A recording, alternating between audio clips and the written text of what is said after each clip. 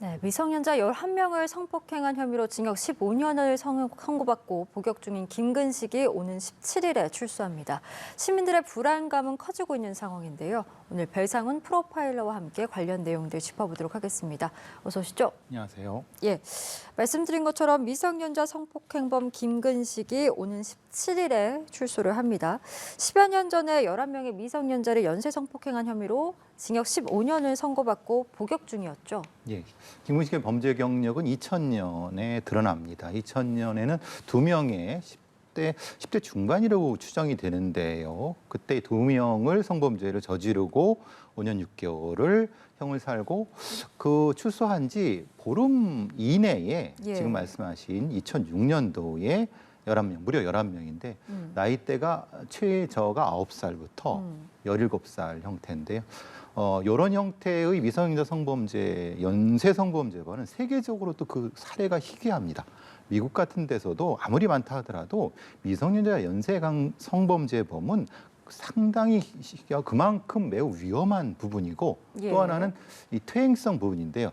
연령이 더 낮아지고 있다는 겁니다. 그러니까 초기의 범죄보다 후기로 갈수록 연령이 낮아지고 있는 이런 범죄 유형은 아주 위험한.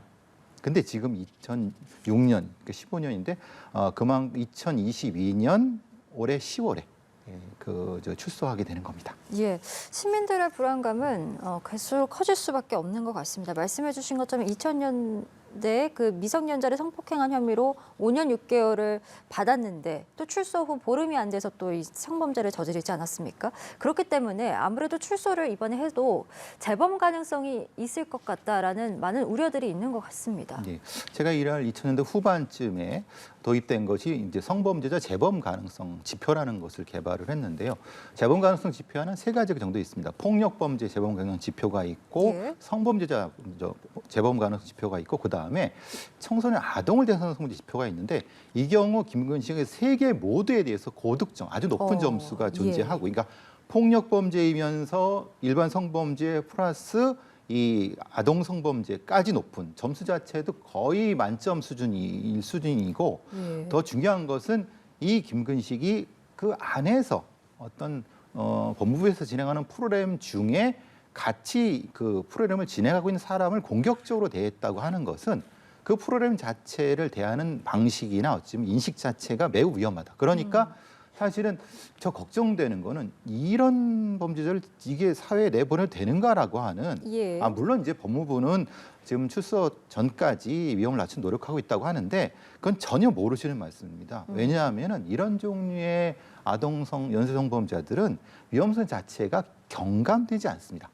이게 참 어려운 부분이거든요. 그래서 사실은 좀 이 걱정스러운 부분을 시민과 같이 공유하고 있는 겁니다. 예, 뭐 출소 이후에 다양한 감독, 심리 치료들이 있을 것이다 이렇게 설명은 있지만 말씀해주신 것처럼 워낙 공격성과 위험성이 큰 인물이기 때문에 과연 출소 이후에 이런 어떤 감독이라든지 심리 치료에 잘 순응을 할 것인가 그 부분도 의문입니다. 만약에 출소 이후에 경찰 전담 치밀이라든가 보호 관찰관들이 호출을 하거나 소원하거나 방문했을 때 도망가거나 아니면 공격적인 대응을 했을 경우 어떻게 할 것이냐. 그리고 또 하나는 이 과정 속에서 주변인한테 피해가 가게 했을 경우 지금 사실 김근식의 심리 치료 중에 난동도 부리고 교도관의 지시도 불응한 상태이거든요. 사실 이런 형태의 아동 연쇄성범죄자 같은 경우 미국 같은 경우는 오랫동안 그 추적하고 치료하려고 노력을 했습니다만은 사실은 어떻게 보면 실패 확률이 더 높습니다. 그래서 미국의 위치는 알려드릴 수 없습니다만 랭든 섬이라는 데에 한 300명 정도를 가둬놨습니다. 그러니까 그건 뭐냐면 이들은 교정 교화를 한다 하더라도 효과가 그렇게 높지 않다. 그렇기 때문에 아예 폐쇄적 공간에서 차단해야 된다라고 하는 사실 그런 얘기도 많이 되는 것은 결국은 이 김근식이 출소 이후에 그런 것에 순응하지 않았을 경우에 종합적인 대응이 어떻게 할 것인가. 이게 참 걱정스럽다는 거죠. 실제로 이렇게 성폭력 사범 중에서 심리 치료를 받고도 재수감이 되는 그 비율도 좀 궁금한데요. 권칠승 의원실에서 발표한 내용이 있습니다. 최근 한 3년 내 심리 치료. 이건 이제 일반 성범죄를 얘기합니다. 예. 아동 성범죄는 따로 카운트하고 있지 않습니다. 심리치료를 받고 3년 내 재수감 비율이 뭐 19.7, 20점이 그러니까 대략 한 20% 내외. 네. 그 숫자는 한 450명 정도라고 생각하십니다. 요거는 이제 성범죄자를 얘기하는 거고 그 안에 아동 성범죄자 비율은 굉장히 높을 거라고 생각합니다. 아직 카운트하지 않을 뿐이죠. 예. 참 걱정이 많이 됩니다. 당장 이 출소 후 주거지도 지금 정해지지 않은 상태로 알려지고 있는데 2006년 그러니까 검거 당시에 주거지는 강서구였습니다. 근데 현재는 이제 말소가 돼서 거주가 불명한 상태인데 이거를 알아야도 되지 않겠습니까? 이건 언제 알 수 있고 어떤 방식이 되겠습니까? 지금 알 수 없습니다. 왜냐하면 아무리 수용자라 하더라도 주거 이전의 자유가 있기 때문에 그건 헌법상 권리이기 때문에 본인이 어디에 살겠다고 하고 거기에 이제 그 보호관찰소에 등록을 합니다. 문제는 그때 알 수 있는 거고 만약에 본인이 살 곳이 없다라고 하면 법무부 보호소에 신청을 합니다. 그래서 예. 쉼터 같은 데나 보호소 같은 데서 살 수가 있는데 보통 이런 뭐 경우는 그걸 원하지 않고 보통 어떤 형태의 주소지를 등록해 놓고 전혀 엉뚱한 데에서 거주할 경우가 거의 많습니다. 그래서 사실은 가장 문제되는 것은 실제 거주 등록지와 그러니까 이제 거주 등록지와 실제 주소지가 달랐을 경우는 어떻게 할 것이냐, 이것을 강제할 수가 있느냐, 이런 부분이 상당히 문제가 되는 거죠. 예, 워낙 사회적 불안감이 크다 보니까 경찰은 조두순과 같은 수준으로 김근식을 관리할 계획이다 이렇게 밝히긴 했습니다만 뭐 그렇게 된다면 김근식이 이제 전자발찌를 부착하지 않겠습니까? 요 정도 대응으로 충분할 것인가? 글쎄요, 저는 좀 우려가 되네요. 전자발찌의 위치 추적인데요. 수직 추적이 안 됩니다. 그러니까 1층하고 20층에 같은 위치라고 나타나는 거죠. 예. 이게 같습니까? 그러니까 1층하고 20층이 다르죠. 그러니까 여기에선 밑에 있다고 생각했는데 사실은 아파트 위쪽에 올라가서 범죄를 했을 경우는 어떻게 카운트할 것이냐. 그럼 지금 윤희근 경찰청장이 얘기하고 있는 게 전담팀을 구성해서 예. 따라 붙겠다고 하는데 사실 전담팀이라고 하면 대여섯 명 되는데 대여섯 명의 강력계 형사를 이 김근식 때문에 그럼 몇 년까지?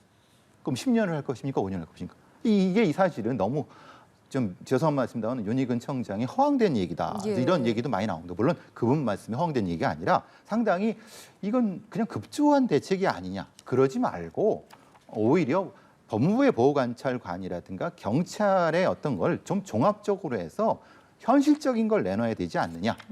물론 이제 검찰 쪽에 그러니까 법무부 쪽에서도 뭐 대응을 한다고 하는데 예. 저는 걱정되는 거 아까 말씀드린 것처럼 이 전자발찌라고 하는 것 자체가 그게 뭐 15겹이라고 말씀드린 끊기가 그렇게 어렵지 않습니다.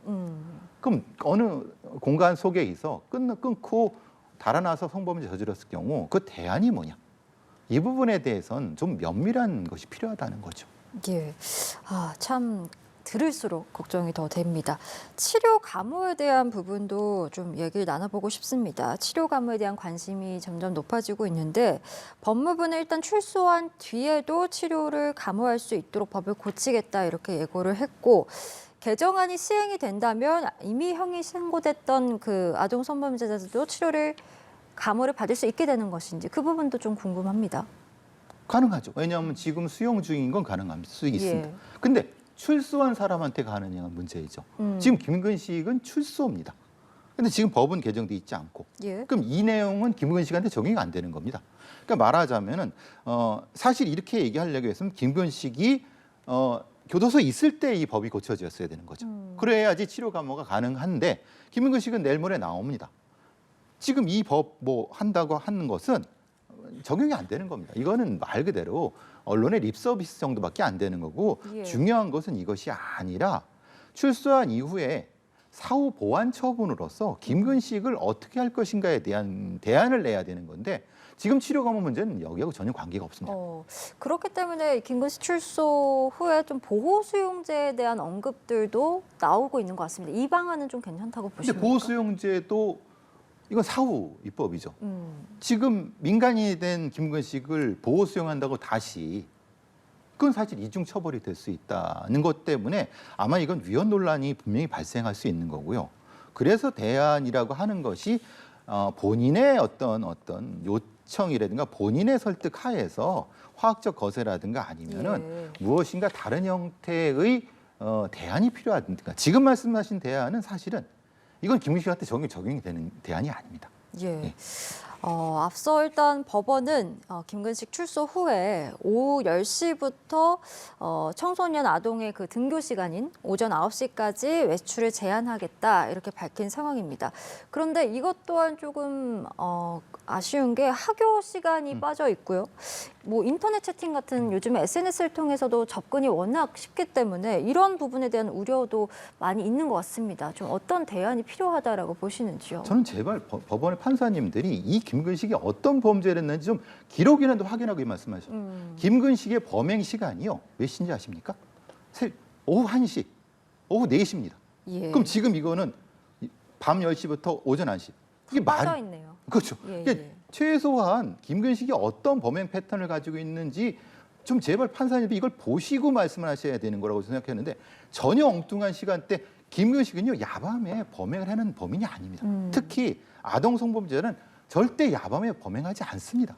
그 프로파일링 보고서 단 한 장만 봐도 알 수 있는 건데 결국은 이 대상에 맞는 보안 처분이 돼야 되는데 엉뚱한 보안 처분을 하는 이게 무슨 소용이 있습니까? 예, 대상에 맞는 보호 처분이 필요하다 이런 말씀 좀 강하게 해주셨습니다. 이 김근식 이 범죄자의 이 수법이 사실상 도움을 요청하는 거 아니었습니까? 예, 예. 아이들에게 도와달라. 예. 이 부분에 대해서 이제 학부모들이 아이들에게 남을 돕지 말라고 교육을 하고 있다. 이런 또 우픈 현실에 대한 이야기도 있었습니다. 이런 수법에 대해서는 좀 어떻게 우리 아이들이 대응을 해야 된다고 좀 보시는지도 궁금하네요. 저희들은 이제 테드 번디 방식이라고 합니다. 그게 아주 범죄하게 정해진 방식인데요. 그러니까 도와달라는 거죠. 뭐 예. 깁스하고 형태로 예, 되는데 예. 그러면은 2명 혹은 3명이 같이 이제 등하교를 하는 방식. 그리고 이유 없는 형태의 도움. 그리고 만약에 이런 경우 있을 때 바로 부모님이나 아니면 교사한테 도움을 청하는.